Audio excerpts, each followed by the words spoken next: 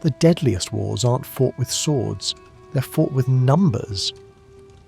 The vaults of the Paris Temple never saw sunlight, deep beneath the fortress that squatted like a stone toad on the right bank of the Seine. The air hung thick with the scent of old parchment and melted wax, the sterile, quiet smell of immense, untouchable power. In the year of our Lord 1305, these vaults held more gold than most kings would see in a lifetime. The precise clink of florins being counted echoed off the stone walls like a liturgy of wealth, each coin a prayer to the god of compound interest. This isn't a story of holy war. The age of charging into Saracen arrows with a cross emblazoned on your chest had passed. No, this is the story of a hostile takeover, executed with all the brutal efficiency of a modern corporate raid. The enemy didn't carry banners or siege engines. He carried debt notices and sealed warrants.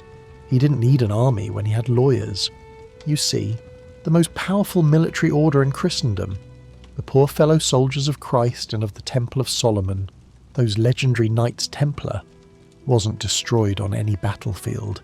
They were dismantled in committee rooms, broken in basement chambers, and burned on small islands in the Seine. Their nemesis wasn't some Muslim warlord or rival Christian order. It was their biggest client, King Philip IV of France, a man whose coffers were as empty as his soul was ambitious. The weapon that brought down 2 centuries of martial glory wasn't a sword, but a ledger book. When you owe a king 500,000 livres, he has a problem, and Philip the Fair had discovered the simplest solution: eliminate the creditor. I'll guide you through this corporate execution, through the eyes of a Templar knight who traded his sword for an abacus, only to discover that when power rewrites the books, truth is whatever torture makes men say. For those of you who appreciate your history with the propaganda stripped away, consider subscribing to this channel. Ring the bell as we descend into the cold reality of how empires truly fall, not with the clash of steel, but with the scratch of a quill on parchment. Tonight, we enter the gilded cage that the Templars built for themselves, a prison of their own success. We'll watch as the bars close around them, forged from the very gold they'd so efficiently accumulated. The poor fellow soldiers had become the richest bankers in Europe, and in Philip's France, that was about to become a capital offence. Brother Thomas de Montségur, senior clerk in the Order's treasury, had not drawn his sword in anger for 15 years. These days, his most violent act was pressing his seal into warm wax, authorising transfers that moved more wealth than most armies could plunder in a season. The transformation from warrior to banker had been gradual, almost imperceptible, like watching one's hair turn grey in a polished shield. He sat now in the counting room of the Paris Temple, that fortress within a fortress where the Order conducted the true business of Christendom. Thick walls that had been built to withstand siege engines now protected something far more valuable than relics or pilgrims. The account books of Europe. The morning light, filtered through narrow windows designed for archers, fell across his ledger in thin, precise bars. Even the sun entered this place like a supplicant, broken into manageable portions. The irony wasn't lost on him. The Order founded to protect pilgrims was now the reason the roads were safe, thanks to the invention before him. The letter of credit. This simple, coded document, an idea borrowed from the Saracens, allowed a merchant to deposit gold in London and withdraw it in Acre. The system had made them indispensable, a financial network stretching from Scotland to Syria, pulsing with the lifeblood of commerce, and that, Thomas reflected as he reviewed the morning's accounts, was precisely the problem. The door to the counting room opened without a knock, a privilege reserved for very few. Brother Guillaume de Sonnac entered with the measured pace of a man who carried troubling news, but hadn't yet decided how to deliver it. His face bore the expression Thomas recognised from the old days.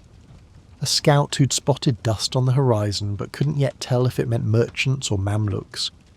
Guillaume delivered his news without preamble. The king had visited again yesterday, 3rd time this month, Thomas set down his quill carefully. Ink was expensive, and blotting the ledgers was considered nearly as grave as blotting one's copybook with God. Guillaume's laugh was dry as desert sand when he observed that His Majesty honoured them the way a wolf honours sheep, by calculating their worth by the pound. He turned from the window, describing how Philip had spent 2 hours in the treasury, just looking, running his hands over the gold like a lover's skin. Thomas would have protested that the Crown's deposits were secure, that they'd never failed in their duty, but Guillaume knew better. It wasn't what they held for Philip that interested him. It was what they held for themselves, for others, what they simply held. The cold that settled in Thomas's stomach was a sensation he hadn't experienced since his last battle. Fear had a different quality when you faced it without armour. The Pope protected them. They answered only to Rome, but Guillaume reminded him that the Pope now resided in Avignon, considerably closer to Philip's sword than to God's throne. When had Thomas last seen a papal messenger who wasn't followed by royal agents? It was true. Thomas had noticed, but hadn't wanted to acknowledge it. The steady erosion of their independence, subtle as water wearing away stone.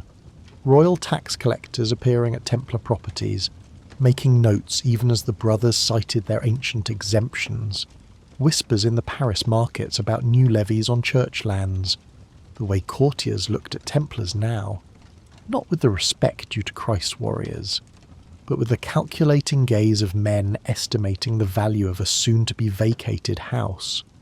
Thomas might have argued they had survived worse, the loss of Jerusalem, the fall of Acre, but Guillaume cut through such comfort with brutal truth. They'd survived those because they still had a purpose. Now, they were bankers in mail coats, guarding gold instead of pilgrims. The Holy Land was lost. Their swords rusted while their abacuses wore smooth with use. They'd become exactly what surrounded them, a spiritual corporation with assets that dwarfed most kingdoms. Guillaume's voice dropped as he shared Brother Jean's reports from the countryside. Royal agents had been surveying Templar properties, but not for tax assessments. They were counting stonework, calculating defensive positions, the kind of intelligence gathering an army does before a siege. But they weren't enemies of France, Thomas protested. They were its bankers, its treasury. Philip himself had sheltered in the temple during the coin riots. Guillaume's smile was grim as he pointed out the terrible irony. Philip had seen their strength, felt their walls, counted their gold. A king who'd lived as a guest in a fortress greater than his own palace might start to wonder why he tolerated such a situation. Thomas thought of King Philip, that strange cold man who seemed carved from alabaster rather than born of woman. The Iron King, they called him, though not to his face. Philip the Fair, beautiful and terrible as a blade in moonlight. He'd sheltered in the temple during the riots his own currency debasement had caused, protected by Templar walls while his subjects howled for his blood outside. What thoughts had crawled through that calculating mind as he'd sat surrounded by evidence of Templar wealth? What plans had begun to form? A bell tolled somewhere in the city, calling the faithful to prayer. But here in the counting room of the Paris temple, faith felt very far away. They were no longer dealing with the honest brutality of Saracen steel or the clean danger of desert ambush. This was something else. Something that attacked not with armies but with audits, not with swords but with suspicion. When Thomas finally asked what they should do, Guillaume returned to the window, his broad shoulders blocking the meagre light. They would do what they'd always done. Keep meticulous records and maintain their integrity, trust in God and the Pope, and pray that when the storm came, they wouldn't be so heavy with gold that they'd sink beneath the waves. As if summoned by the mention of storms, a cloud passed over the sun, plunging the counting room into shadow. Thomas looked down at his ledgers, at the neat columns that recorded the movement of fortune across half the known world. Each entry was precise, verified, unassailable, the perfect accounting of an empire built on trust. But what happened when that trust became a liability?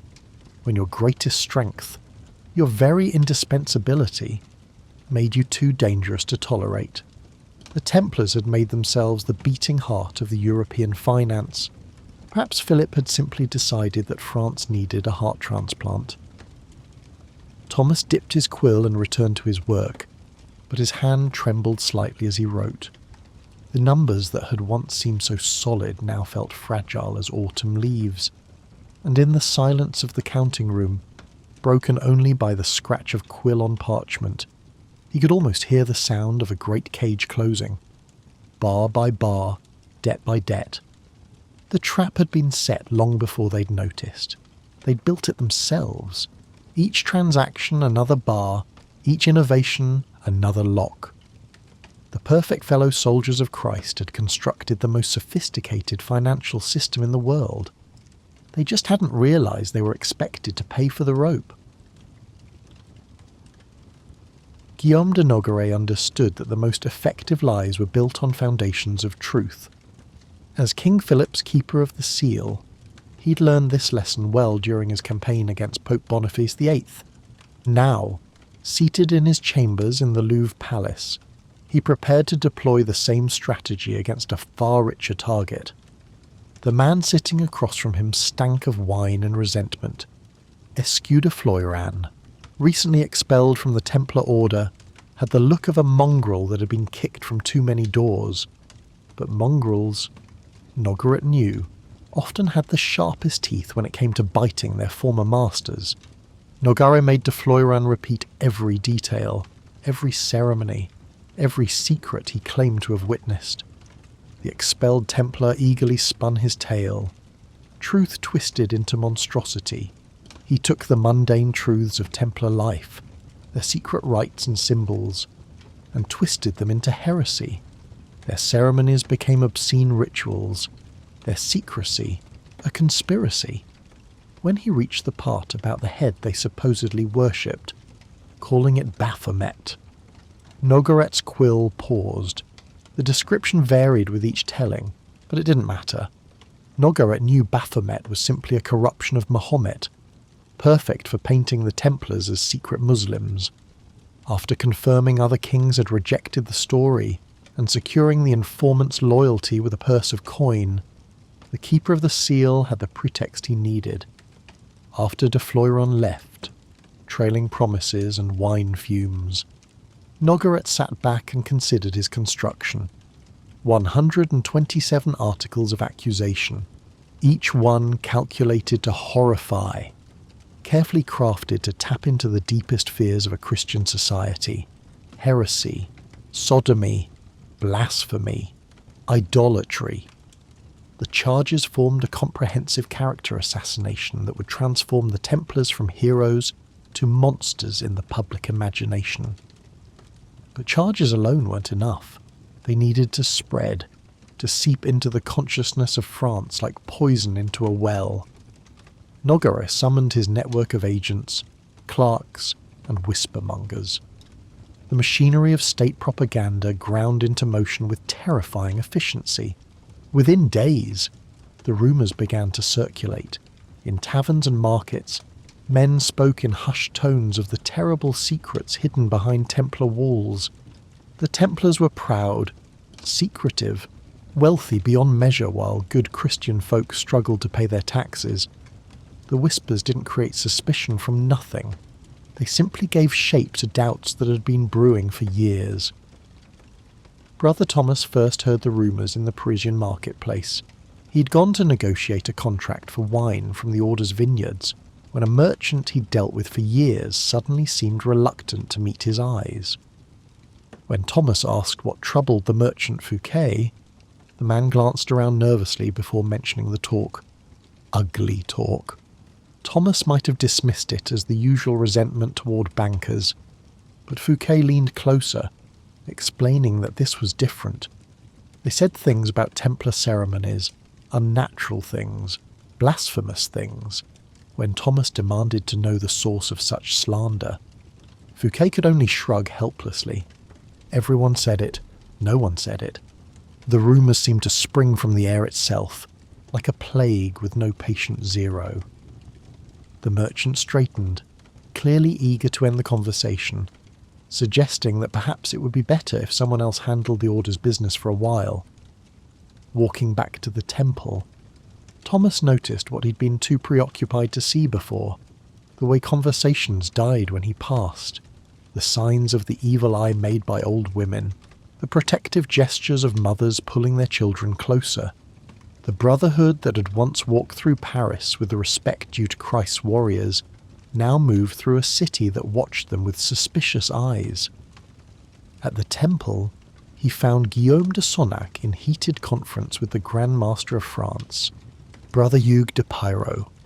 The old warrior's face was purple with rage as he slammed his fist on the table, declaring every word a lie, a fabrication.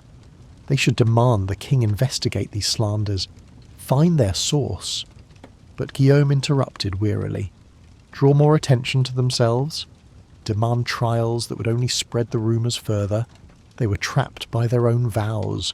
Their rule demanded secrecy in their ceremonies. How could they defend against charges about rituals they were sworn never to discuss? Thomas saw the trap clearly now. Their own regulations, designed to maintain mystery and discipline, had become the bars of their cage. Every denial would be met with suspicion. Every attempt to explain would be seen as an admission that there was something to explain. Perrault insisted the Pope would protect them, but even he sounded uncertain. Guillaume reminded him again that the Pope was in Avignon, considerably closer to Philip's army than to God's protection. When he turned to Thomas for news from the city, Thomas reported his encounter with the merchant, watching Perrault's face grow darker with each word. When he finished, silence filled the room like water filling a sinking ship. Thomas suggested hesitantly that they could open their ceremonies, show the world they had nothing to hide. Perrault's scorn was sharp. Break vows kept for 2 centuries because of street gossip. Show weakness to their enemies? Never. But Thomas wondered if their enemies were the ones suggesting transparency, or the ones counting on their stubborn pride. The Whisper campaign was brilliant in its simplicity. It turned their strengths against them. Their secrecy became suspicion. Their wealth became corruption. Their independence became treason. As autumn settled over Paris like a shroud, the whispers grew louder. Nogaret's agents made sure of that.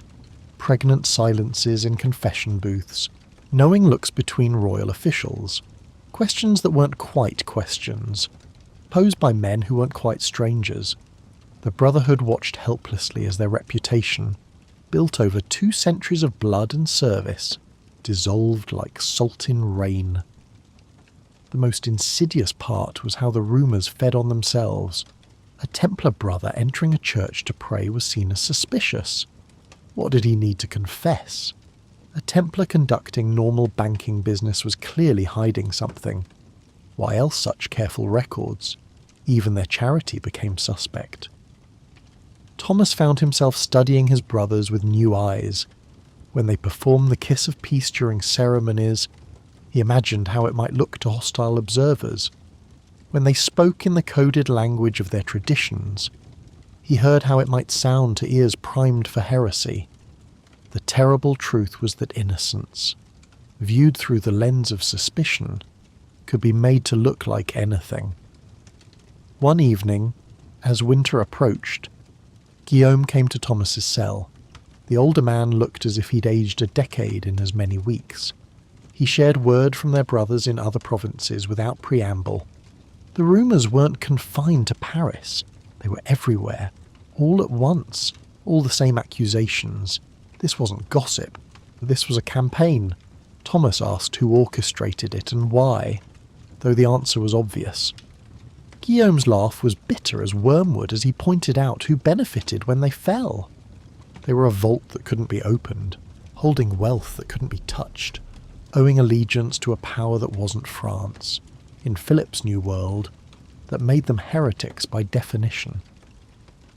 Thomas thought of Brother Jean's reports of royal agents surveying Templar properties, of the king's repeated visits to their treasury, of the way Philip had run his hands over their gold like a lover's caress. The whispers weren't preparing the ground for a theological debate. They were preparing it for a massacre. When Thomas asked what they should do, Guillaume's response was the same as always. They would keep their vows, maintain their silence, trust in God and the Pope. His smile was sharp as a blade as he added they should pray that 2 centuries of service weighed more than a season of slander. But Thomas, looking out at the city that had turned against them so quickly, suspected that when it came to weighing service against slander, the scales in Philip's France had been fixed from the start. The Whisper campaign had done its work too well. In the court of public opinion, the verdict was already being written. The Templars had been transformed from saviours to Satanists not through any revelation of truth, but through the careful cultivation of lies. Nogaret had built his case like a master architect, and every stone was a perverted truth or an amplified fear. They were bankers guilty of the sin of success, and in Philip's kingdom, that was about to become a burning offence. The orders had been sealed for a month, sitting in the strong boxes of bailiffs and seneschals across France like seeds of destruction, waiting for the proper season. On the night of October 12th, 1307, those seals were broken in perfect synchrony, and by dawn, the harvest would begin. Brother Thomas woke to the sound of steel on stone, armoured feet in the courtyard below. For a confused moment, his warrior's instincts kicked in. But no, this was Paris, not Acre.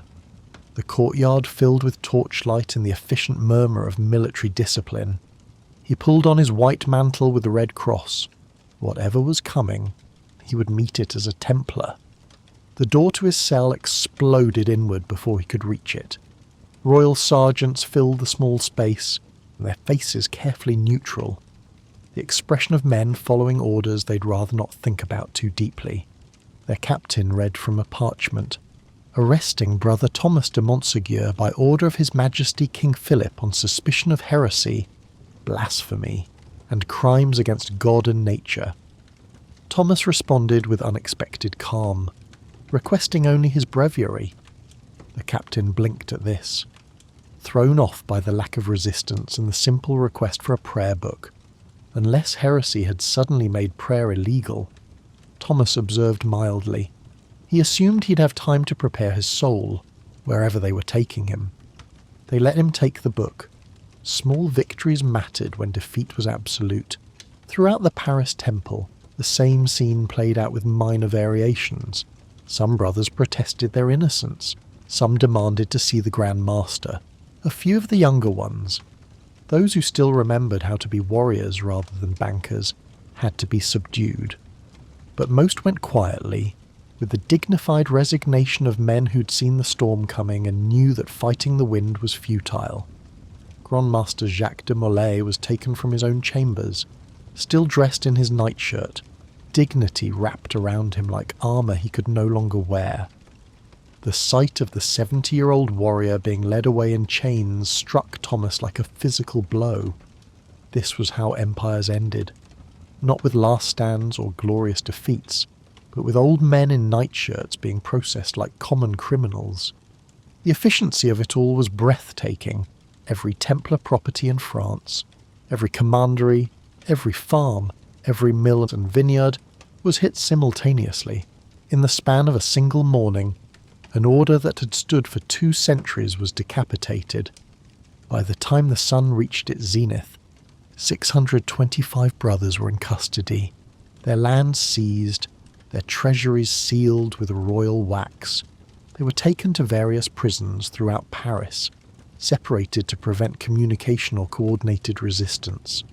Thomas found himself in a cell beneath the Louvre, a space that seemed designed to break spirits through architecture alone.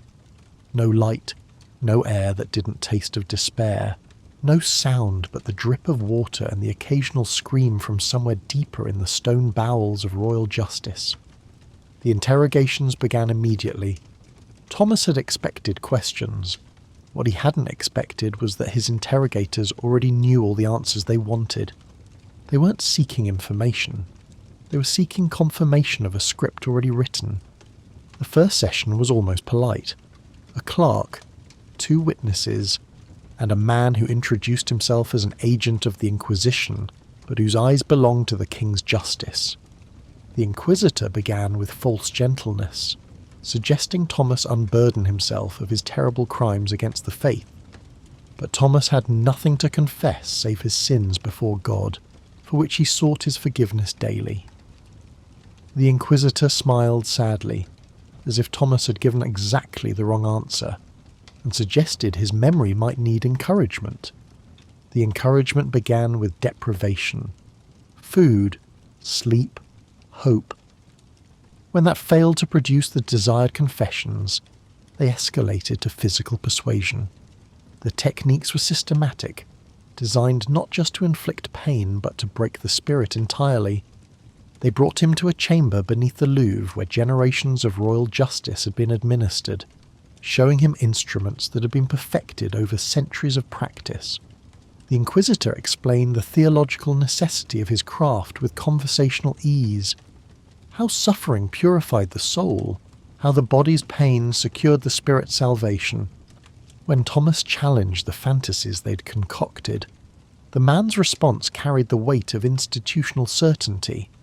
Confession would reconcile him with the Church, saving his soul even as his body was forfeit. The alternative hung in the air between them, punctuated by a gesture toward the waiting implements. Everyone confessed eventually. The only variable was the degree of encouragement required. The torture began systematically. The Inquisition had perfected these techniques over centuries, methods designed to extract confessions while preserving life long enough for legal proceedings. They applied controlled heat to his extremities, not enough to maim quickly, but sufficient to create unbearable agony. The pain was unlike anything from battlefield wounds, controlled, deliberate, endless. The Inquisitor droned through his prepared questions with bureaucratic detachment, as if conducting a normal interview rather than orchestrating suffering. First came the question about denying Christ during initiation. As agony built through his body, Thomas focused on childhood prayers, insisting through clenched teeth that he'd sworn only to defend Christ's people and Christ's lands. The techniques escalated. Next, the accusation of spitting on the cross. The pain was becoming indescribable. But Thomas held to truth. He had only ever venerated the cross. The questions about obscene kisses came with the same patient insistence. Thomas could feel his body beginning to betray him. The agony was exquisite, pure, unlike anything he'd experienced in battle. Wounds from swords were shocking, sudden. This was deliberate, controlled, endless. Through waves of torment, he maintained that the kiss of peace was given as brothers, nothing more. They had instruments they used to control the intensity, adjusting pressure and heat like an artist mixing colours. Too much, and the body would be destroyed too quickly. Too little, and the subject might endure. They'd had practice. They were very good at their work. Hours passed, or perhaps minutes. Pain distorted time like heat distorted air. Thomas heard someone screaming and only gradually realised it was himself. The Inquisitor's voice droned on, patient as erosion, asking the same questions over and over. The questions about their supposed idol came next, demanding descriptions of something that existed only in their prosecutor's fevered imagination. Through waves of agony, Thomas insisted on the absence of any idol, but the Inquisitor pressed on with specific fantasies.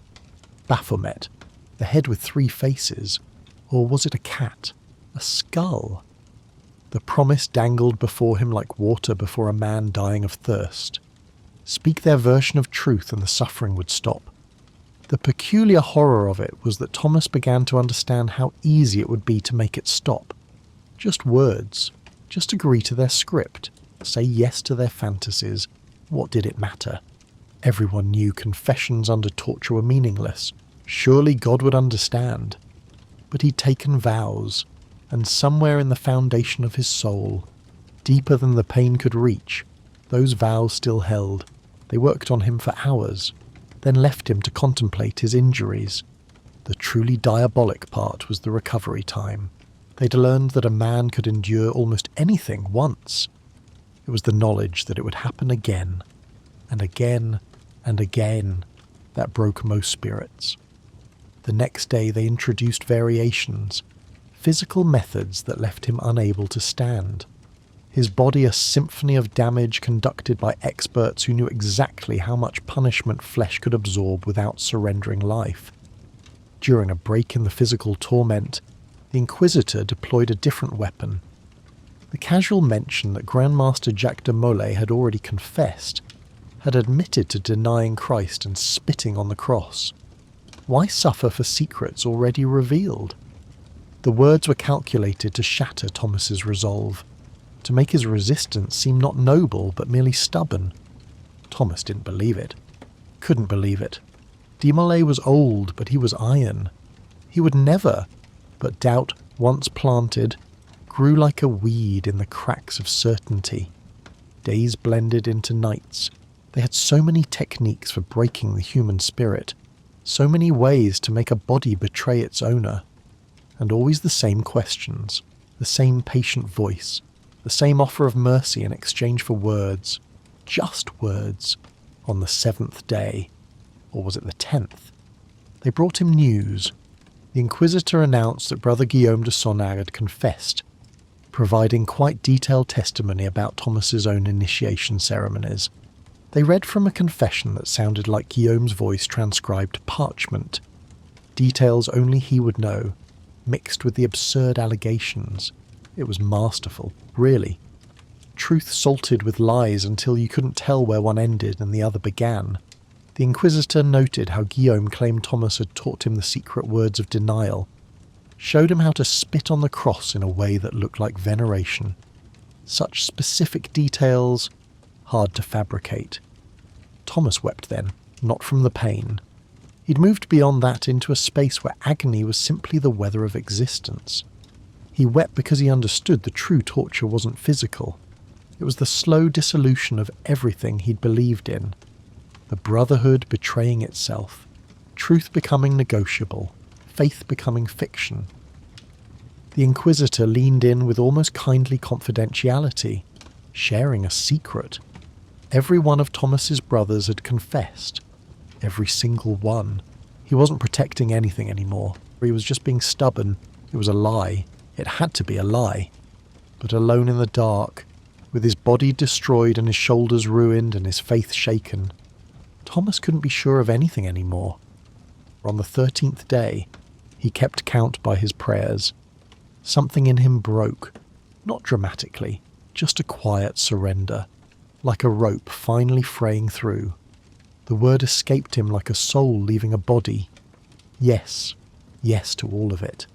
Yes to fantasies that would make truth a casualty of suffering.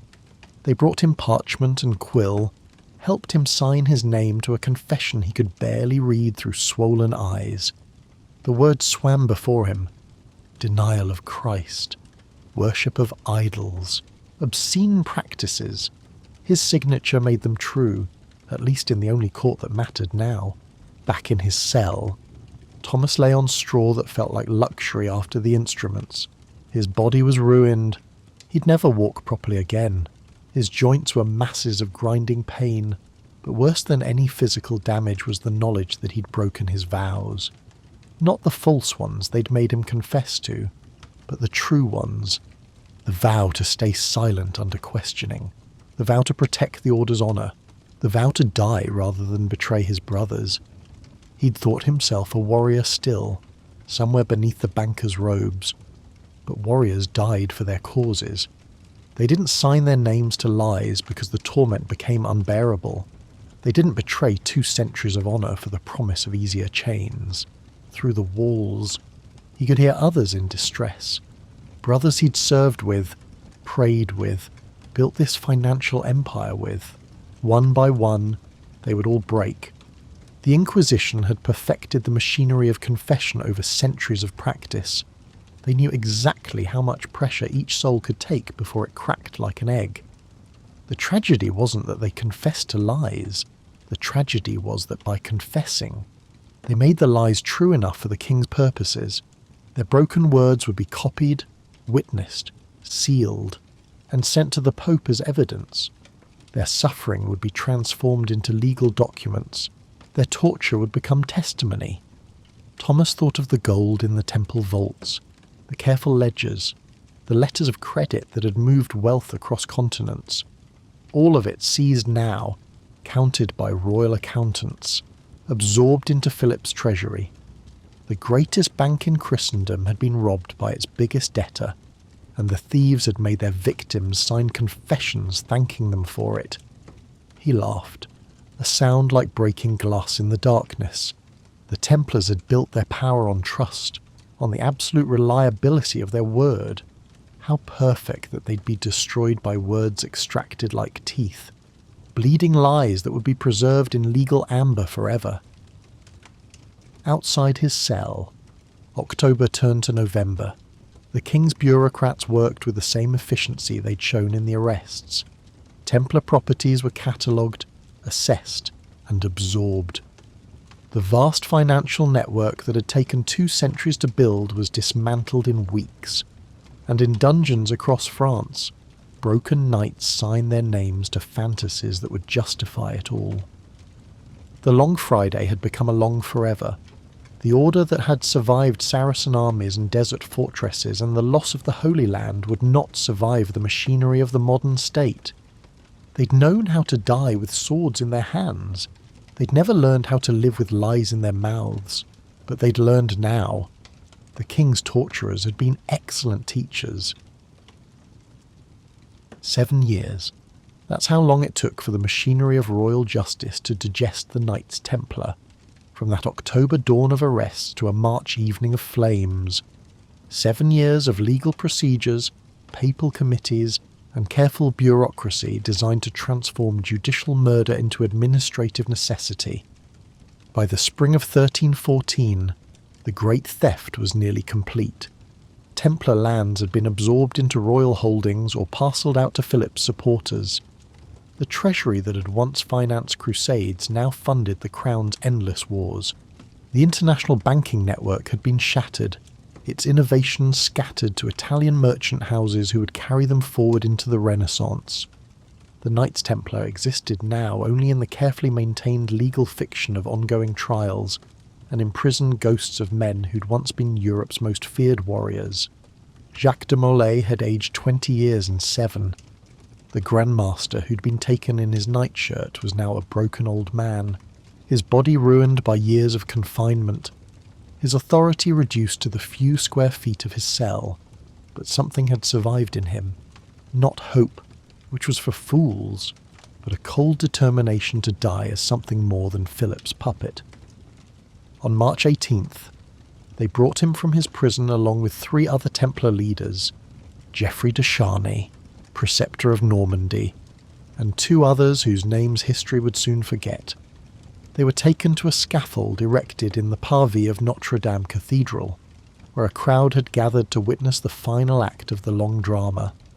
The papal commissioners sat in their finery, ready to pronounce the sentence everyone expected: life imprisonment for the confessed heretics. It was to be a moment of clemency, demonstrating the Church's mercy even to the worst sinners.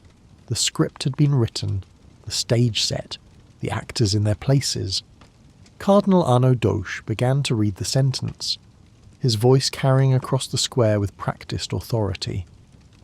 The crimes of the Templars were recited one last time: the denials of Christ, the spitting on the cross, the obscene kisses, the worship of the demon Baphomet. Each charge was presented as proven fact, supported by the confessions of the accused themselves. And then Jacques de Molay did something unscripted. The 70-year-old Grand Master, who could barely stand without assistance, suddenly found his voice. It rang out across the square with a clarity that shocked everyone present, cutting through the cardinal's droning recitation like a sword through silk. De Molay declared, loudly and clearly, that he and his order were innocent of all charges, that the confessions had been extracted by torture, that the only crime he was guilty of was the crime of lying to save his own life. He recanted everything, proclaimed the Order's innocence, and prepared to die for the truth he'd been too weak to defend under torture. Beside him, Geoffrey de Charny found his own courage and joined his Grand Master's defiance. Two old men, broken by years of imprisonment, standing straight for the first time in 7 years. The crowd, which had come expecting a final humiliation, witnessed instead a resurrection. Here were the Knights Templar as they'd once been, defiant, proud, choosing death over dishonour. The carefully constructed narrative of guilt and repentance shattered like ice in spring. The papal commissioners were stunned into silence. This wasn't in the script. They had no authority to change a sentence based on a sudden recantation.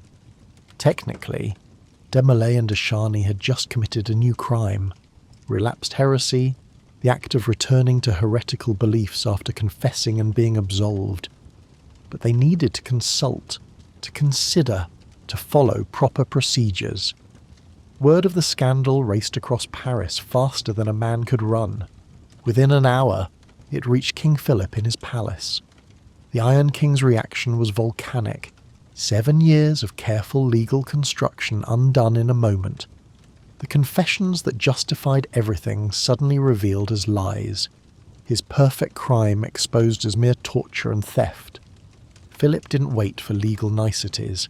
He convened his own council. Not of churchmen, but of royal advisers who understood that some problems required immediate solutions. By the letter of canon law, relapsed heretics could be burned without further trial. It was merely a matter of secular authority carrying out an established sentence. The order went out. Jacques de Molay and Geoffrey de Charny would burn that very evening. As the sun set over Paris, a small island in the Seine, the Île aux Juifs, was prepared for an execution. 2 stakes were erected, wood piled high. This wasn't to be a merciful burning with the victim strangled first. Philip wanted them to burn slowly, publicly, finally. They brought de Molay to the island as dusk fell. Witnesses reported that he showed no fear, walking to his death with the dignity that 7 years of imprisonment hadn't managed to crush. He asked to be tied to the stake facing Notre Dame Cathedral, so he could die looking at the house of God. His hands were bound in front so he could hold them in prayer. As the executioners prepared their work, de Molay spoke again. Different sources record different words, but the chronicler Geoffroy de Paris, who may have been present, captured what became the legend. God knows who is in the wrong and has sinned. Misfortune will soon befall those who have wrongly condemned us. God will avenge our deaths. And then, as the flames rose, came the curse that would echo through centuries. De Molay called upon Pope Clement V and King Philip IV to meet him before God's tribunal within the year. He spoke not with the rage of a dying man, but with the calm certainty of a prophet. He summoned his persecutors to a higher court than any they controlled. The fire burned slowly. Philip had ordered it so. But witnesses reported that de Molay never cried out, never begged, never broke. He prayed until the smoke took his voice, and then his lips continued moving in silent prayer until the end. The last Grand Master of the Knights Templar died as the first had lived, a warrior monk facing his enemy without fear. The crowd that had gathered to mock stayed to mourn. As the flames died down, Parisians crept forward to collect ashes as relics. The king's attempt to destroy the Templars' memory had instead created martyrs, and then the curse began to fulfill itself.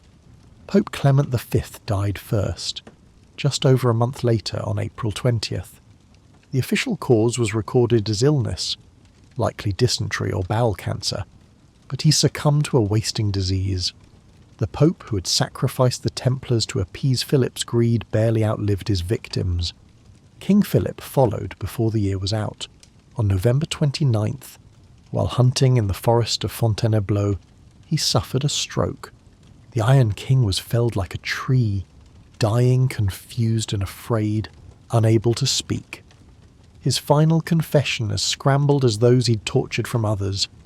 But the curse didn't end there. Philip's 3 sons would all rule and die in succession, none producing a surviving male heir. Within 14 years of de Molay's death, the direct Capetian line that had ruled France for 3 centuries was extinguished. Whether you believe in curses or merely in the ironies of history, the fact remains. Philip IV destroyed the Templars to enrich his kingdom and secure his dynasty. Instead, he impoverished France's future and doomed his line. The gold he stole funded wars that achieved nothing. The power he consolidated crumbled in his son's weak hands. Thomas de Montségur, released but ruined, lived long enough to see the curse begin its work, permitting himself a small, bitter smile. The Templars were gone, their network scattered, but in the ashes collected by Parisians that night, a new story survived, not of heresy, but of an order betrayed and vindicated by the courage of its last defenders. Rest now, in the quiet after the flames have died. The ledgers are closed. The debt settled in ways no accountant could have ever predicted.